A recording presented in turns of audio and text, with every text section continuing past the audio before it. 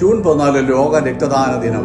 രക്തദാനം ചെയ്യാൻ കഴിയുന്നവർക്ക് അതൊരു മഹത്തായ സേവനമാണ്. മറ്റുള്ളവരുടെ നന്മയ്ക്കായി ജീവിക്കുമ്പോൾ നമ്മുടെ ജീവിതവും അർത്ഥപൂർണ്ണമാകും. അപകടത്തിൽപ്പെട്ട വ്യക്തിക്ക് രക്തം ലഭിച്ചില്ലെങ്കിൽ മരണം സംഭവിച്ചേക്കാം. എന്നാൽ ആ സമയത്ത് ലഭിക്കുന്ന ഒരു യൂണിറ്റ് രക്തം ആ മനുഷ്യന് പുതുജീവൻ നൽകും. നമ്മൾ നൽകുന്ന രക്തം ആ മനുഷ്യന് പുതുജീവൻ നൽകുന്നതാണ്. ആ നൽകുന്ന രക്തം ആ വ്യക്തിയുടെ ജീവൻ തന്നെയാണ് എന്ന് ആരെങ്കിലും വിചാരിച്ചിട്ടുണ്ടോ? യേശു പറഞ്ഞു, സ്നേഹിതന്മാർക്ക് വേണ്ടി ജീവനെ കൊടുക്കുന്നതിലും അധികമുള്ള സ്നേഹം ആർക്കുമില്ല. യോഹന്നാൻ 15:13. രക്തം ശരീരത്തിലെ ഓരോ കോശത്തിലും ഓക്സിജനും പോഷകങ്ങളും എത്തിക്കുന്നു. ബ്ലഡ് സർക്കുലേഷൻ നിലച്ചാൽ ജീവൻ തന്നെ നഷ്ടമാകും. മാംസത്തിന്റെ ജീവൻ രക്തത്തിലാണ് ഇരിക്കുന്നതെന്ന് ബൈബിൾ പറഞ്ഞിരിക്കുന്നു. ലേവ്യ പുസ്തകം 17:14 വാക്യം.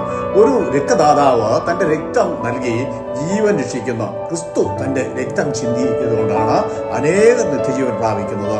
രക്തദാനം മഹാദാനമാണ്. നമുക്ക് പങ്കാളികളാകാം. ദൈവം മനുഷ്യ ശരീരത്തെ അത്ഭുതകരമായിട്ടാണ് സൃഷ്ടിച്ചിരിക്കുന്നത്.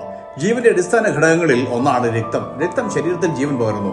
മനുഷ്യജീവനെ സംരക്ഷിക്കാൻ ഒരാൾ രക്തം നൽകുമ്പോൾ അത് കരുണയുടെയും സ്നേഹത്തിന്റെയും കടമയുടെയും പ്രകടനമാണ്. യേശുക്രിസ്തുവിന്റെ ജീവിതവും ഇതേ ത്യാഗത്തിന്റെയും സ്നേഹത്തിന്റെയും മാതൃകയാണ്. അവിടുന്ന് മനുഷ്യരെ സ്നേഹിക്കുകയും അവർക്ക് വേണ്ടി നന്മയ്ക്കായി സ്വയം ഏൽപ്പിച്ചു കൊടുക്കുകയും ചെയ്തു. നാം വാക്കുകൊണ്ടും അതുപോലെ നാവുകൊണ്ടും അല്ല, പ്രവൃത്തിയാലും സത്യത്താലും സ്നേഹിക്കണം. 1 യോഹന്നാൻ 3:18 വാക്യം. ശ്രദ്ധിക്കുക, ഒരു തുള്ളി രക്തം ഒരു ജീവനെ രക്ഷിക്കും. ഒരു തുള്ളി സ്നേഹം ഒരു ജീവിതത്തെ മുഴുവൻ മാറ്റിമറിക്കും. ആകയാൽ ഈ ചാനൽ നിങ്ങൾ സബ്സ്ക്രൈബ് ചെയ്യുക, ലൈക്ക് ചെയ്യുക, ഷെയർ ചെയ്യുക. ദൈവം നമ്മെ എവരെയും അനുഗ്രഹിക്കുമാറാകട്ടെ.